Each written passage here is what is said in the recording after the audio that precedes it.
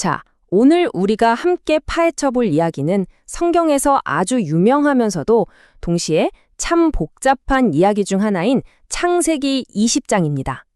보통 믿음의 조상이라고 불리는 인물이 주인공인데요. 그의 행동을 보면 우리의 기대를 완전히 뒤집어 버립니다.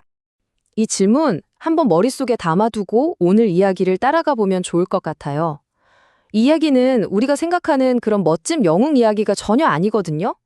오히려 도덕적으로 뭐가 맞는지 헷갈리는 굉장히 인간적인 드라마에 가깝습니다. 이야기의 발단은 이렇습니다. 아브라함과 그의 아내 사라가 그랄이라는 낯선 땅에 가게 돼요. 그런데 도착하자마자 아브라함이 아내를 자기 누이라고 속이는 겁니다. 이게 과연 살아남기 위해서 어쩔 수 없이 한 거짓말이었을까요? 아브라함의 거짓말은 곧바로 결과를 낳습니다. 그 지역의 왕이었던 아비멜렉이 사라가 결혼 안 한 여자인 줄 알고 그녀를 왕궁으로 데려가 버린 거죠. 바로 이 사건이 이야기 전체를 뒤흔드는 위기의 시작이 됩니다. 근데 여기서 진짜 흥미로운 건 아브라함이 이런 거짓말을 한 게 처음이 아니라는 거예요. 그런데 창세기 12장에서 있었던 이집트 사건하고 비교해보면 중요한 차이점들이 몇 개 보입니다. 이번 그랄에서는 왜 그랬는지 뚜렷한 이유도 없고 뭔가 계획적이지도 않아 보여요. 그리고 가장 중요한 거, 이 일은 그가 하나님과 언약을 맺은 이후에 일어났다는 겁니다. 그러니까 신성한 약속을 받은 뒤에도 그의 인간적인 결점이나 두려움은 여전했다는 거죠. 자, 이제 이야기는 정말 예상치 못한 방향으로 흘러갑니다. 인간들이 만들어낸 이 복잡한 실수 속으로 신이 직접 개입하기 시작하는 순간이죠. 어느 날 밤 하나님이 아비멜렉의 꿈에 나타나서 정말 무시무시한 경고를 하십니다. 사라 때문에 네가 죽게 될 거라는 거죠. 상황이 한순간에 최고조로 치닫습니다. 바로 여기서 이야기가 확 뒤집힙니다. 아비멜렉은 그냥 무서워서 벌벌 떠는 게 아니라 오히려 자신의 결백을 아주 당당하게 주장해요. 자기는 속았을 뿐이고 마음과 행동 모두 깨끗했다, 이렇게 항변하는 거죠. 우리가 악역이라고 생각했던 인물이 사실은 무고한 피해자였던 겁니다. 더 놀라운 건 뭔지 아세요? 하나님이 아비멜렉의 말이 맞다고 그의 결백을 인정하신다는 겁니다. 하나님은 아비멜렉의 마음이 순수했다는 걸 이미 알고 계셨고, 그래서 더 큰 죄를 짓지 않도록 막아주셨다고까지 말씀하세요. 이 순간 역할이 완전히 뒤바뀌는 거죠.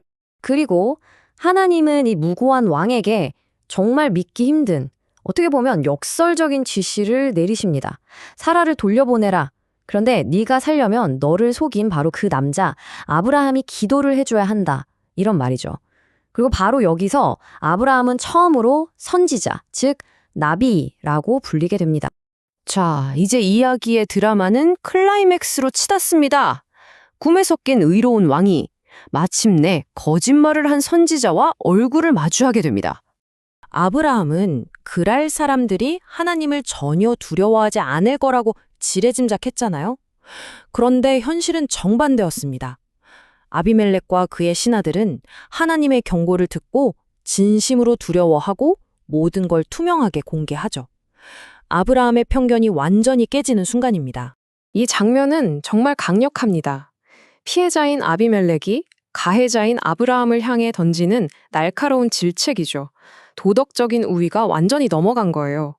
네가 한 일은 해서는 안 될 일이다. 이 비난 어디서 많이 들어본 것 같지 않나요?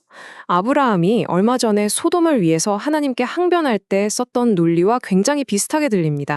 자, 이렇게까지 비난을 받게 된 아브라함.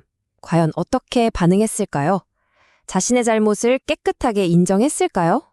놀랍게도 아브라함은 회개 대신에 변명을 늘어놓기 시작합니다. 그것도 3가지나요. 첫째, 이 동네 사람들이 하나님을 안 무서워할 줄 알았다며 장소 탓을 하고요. 둘째, 사라가 사실 제 이복누이이긴 하다면서 반쪽짜리 진실로 빠져나가려고 합니다. 그리고 마지막에는 하나님이 자기를 떠돌게 만들었고 사라도 공범이었다면서 책임을 떠넘기죠.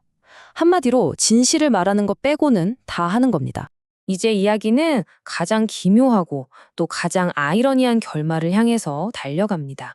정말 놀랍게도 피해자인 아비멜렉이 오히려 가해자인 아브라함에게 양과 소, 노비들을 선물로 줍니다.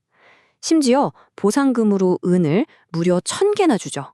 아니, 어떻게 이런 일이 가능할까요? 그 열쇠는 바로 선지자, 나비라는 단어의 의미에 있습니다.